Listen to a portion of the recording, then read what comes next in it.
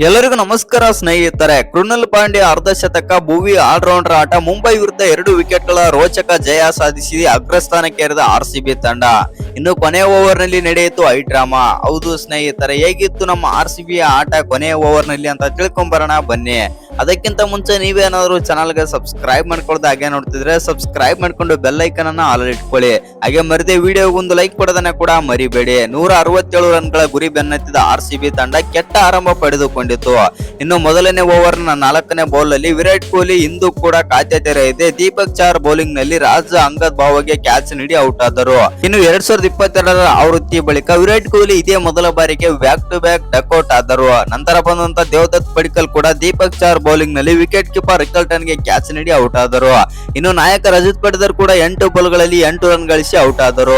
ಇನ್ನು ಚೇತರಿಕೆ ನೀಡಿದ ಬೆತ್ತಲ್ ಮತ್ತು ಕೃಣಾಲ್ ಪಾಂಡ್ಯ. ಹೌದು ಸ್ನೇಹಿತರೆ, ಇನ್ನು ಈ ಹಂತದಲ್ಲಿ ಒಂದಾದಂತ ಬೆತ್ತಲ್ ಹಾಗೂ ಕೃಣಾಲ್ ಪಾಂಡ್ಯ 4ನೇ ವಿಕೆಟ್ ಜೊತೆ ಆಟದಲ್ಲಿ 55 ರನ್ ಸೇರಿಸಿ ಚೇತರಿಕೆ ನೀಡಿದರು ಆರ್ಸಿಬಿ ತಂಡಕ್ಕೆ. ಇನ್ನು ಆರಂಭಿಕ ಬೆತ್ತಲ್ ಮೈದಾನದಲ್ಲಿ ಉತ್ತಮ ಬ್ಯಾಟಿಂಗ್ ಮಾಡಲು ಸಾಧ್ಯವಾಗಲಿಲ್ಲ. ಆದರೆ 27 ಬಾಲ್ಗಳಲ್ಲಿ 2 4ಗಳ ಸಹಿತ 27 ರನ್ ಗಳಿಸಿ ಮೊದಲನೇ ಓವರ್ನ ಮೊದಲನೇ 2 ಎಸೆತಗಳಲ್ಲಿ ಬೌಂಡರಿ ಸಿಡಿಸಿದ್ದ ಬೆತ್ತಲ್ ಆ ನಂತರ 25 ಬಾಲ್ಗಳಲ್ಲಿ ಬೌಂಡರಿ ಸಿಡಿಸಲು ವಿಫಲರಾದರು. ಇನ್ನು ಕೊನೆಯ 13 ಬಾಲ್ಗಳಲ್ಲಿ ಕಾರ್ಬಿನ್ ಬೋಸ್ ಬೌಲಿಂಗ್ ನಲ್ಲಿ ತಿಲಕ್ ವರ್ಮಾಗೆ ಕ್ಯಾಚ್ ನೀಡಿ ಔಟ್ ಆದರು. ನಂತರ ಬಂದಂತ ಜಿತೇಶ್ ಶರ್ಮಾ ಕೂಡ ಕೃಣಾಲ್ ಜೊತೆಗೂಡಿ 5ನೇ ವಿಕೆಟ್ ಜೊತೆ ಆಟದಲ್ಲಿ 37 ರನ್ ಗಳಿಸಿ ಮಹತ್ವದ ಜೊತೆ ಆಟ ನೀಡಿದರು.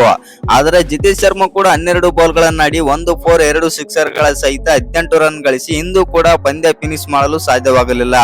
ಆದರೆ ಜಿತೇಶ್ ಶರ್ಮಾ ಔಟ್ ಆದ ನಂತರ ಎಸೆತದಲ್ಲಿ ಟೀಮ್ ಡೇವಿಡ್ ಖಾತೆ ತೆರೆದಿದೆ. ರಿಕಲ್ಟನ್ ಗೆ ಕ್ಯಾಚ್ ನೀಡಿ ಡಕ್ಔಟ್ ಆದರು. ಇನ್ನು ಗೆಲುವಿನ ಸನಿಹಕ್ಕೆ ತಂದು ನಿಲ್ಲಿಸಿ ಔಟ್ ಆದ ಕೃಣಾಲ್ ಪಾಂಡ್ಯ. ಹೌದು ಸ್ನೇಹಿತರೆ, ಕೊನೆಯ 24 ಬಾಲ್ಗಳಲ್ಲಿ ಆರ್ಸಿಬಿ ಗೆಲ್ಲಲು 36 ರನ್ ಆದ್ರೆ ಬೇಕಿತ್ತು. ದೀಪಕ್ ಚಾರ್ 17ನೇ ಓವರ್ ನಲ್ಲಿ ಕೇವಲ 6 ರನ್ ಆದ್ರೆ ನೀಡಿದರು. ಇನ್ನು ಕೊನೆಯ 3 ಓವರ್ಗಳಲ್ಲಿ 30 ರನ್ ಅಗತ್ಯವಿತ್ತು. ಇನ್ನು ಸ್ಪಿನ್ನರ್ ಗಜನ್ಪಾಲ್ ಎಸೆತದಂತಹ ಓವರ್ ನಲ್ಲಿ ಸ್ನಾಯು ಸೆಳೆತಕ್ಕೆ ಒಳಗಾಗಿ ರನ್ ಓಡಲು ಸಾಧ್ಯವಾಗದಿದ್ದರೂ 2 ಸಿಕ್ಸರ್ ಸಿಡಿಸಿ ಕೊನೆಯ ಎಸೆತದಲ್ಲಿ ಔಟ್ ಆದರು ಕೃಣಾಲ್ ಪಾಂಡ್ಯ. ಇನ್ನು ಕೊನೆಯ 2 ಓವರ್ಗಳಲ್ಲಿ 18 ರನ್ ಆದ್ರೆ ಬೇಕಿತ್ತು ಆರ್ಸಿಬಿ ತಂಡಕ್ಕೆ. ಇನ್ನು ಬುಮ್ರಾ ಎಸೆತದಂತಹ ಓವರ್ ನಲ್ಲಿ ಶೆಫರ್ಡ್, ರಶೀದ್ ಸಲಾಂ ಕೇವಲ 3 ರನ್ ಮಾತ್ರ ಗಳಿಸಿದರು. ಇನ್ನು ಶೆಫರ್ಡ್ 3 ಡಾಟ್ ಬಾಲ್ ಆಡಿ ಪರಿಣಾಮ ಎಂದರೆ ಕೊನೆಯ ಓವರ್ ನಲ್ಲಿ 15 ರನ್ ಆದ್ರೆ ಬೇಕಿತ್ತು ಆರ್ಸಿಬಿ ತಂಡಕ್ಕೆ. ಹೌದು ಸ್ನೇಹಿತರೆ, ಇನ್ನು ಅನಾನುಭವಿ ಬೌಲರ್ ಆದಂತ ರಾಜ್ ಅಂಗದ್ ಭಾವ ಒತ್ತಡಕ್ಕೆ ಒಳಗಾಗಿ ಮೊದಲನೇ ಎಸೆತದಲ್ಲಿ ವೈಡ್ ಮತ್ತು 2ನೇ ಎಸೆತದಲ್ಲಿ ನೋಬಾಲ್ ಎಸೆದರು. ಆದರೆ ಪ್ರಿಯೇಟ್ ಎಸೆತದಲ್ಲೂ ಕೇವಲ 1 ರನ್ ಆದರೆ ಬಿಟ್ಟು ಕೊಟ್ಟರು.